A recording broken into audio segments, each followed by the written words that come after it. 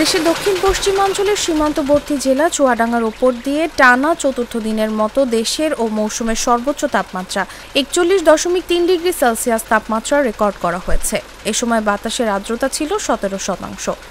এর আগে বেশ কিছুদিন ধরে এই জেলার ওপর দিয়ে মাঝারি থেকে তীব্র তাপপ্রবাহ বয়ে যাচ্ছে।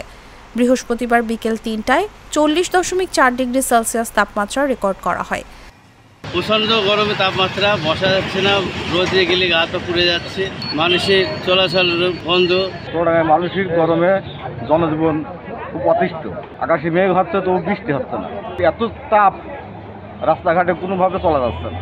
বুধবার ৪০.৮ ও মঙ্গলবার বিকেলে ৪০.৬ ডিগ্রি সেলসিয়াস তাপমাত্রা রেকর্ড করা হয়। অর্থাৎ মঙ্গলবার থেকে শুক্রবার পর্যন্ত একটানা ৪ দিন দেশের ও মৌসুমের সর্বোচ্চ তাপমাত্রার রেকর্ড চুয়াডাঙ্গায়।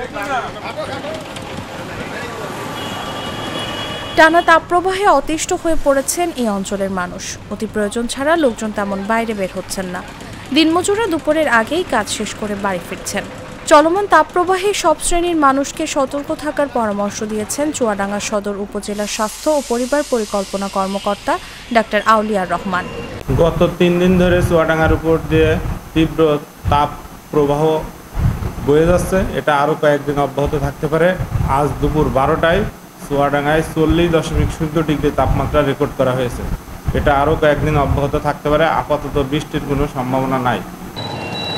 তীব্র তাপপ্রবাহে স্বাস্থ্য সতর্কতায় নানা নির্দেশনা জানিয়ে তথ্য অফিসের মাধ্যমে প্রচারণা অব্যাহত রেখেছে জেলা প্রশাসন ও জেলা স্বাস্থ্য বিভাগ।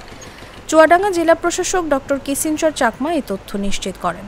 এদিকে গরমে একটু স্বস্তি পেতে ঠান্ডা শরবত, পানি, আইসক্রিম খেয়ে তৃষ্ণা মেটানোর চেষ্টা করতে দেখা গেছে সাধারণ মানুষকে।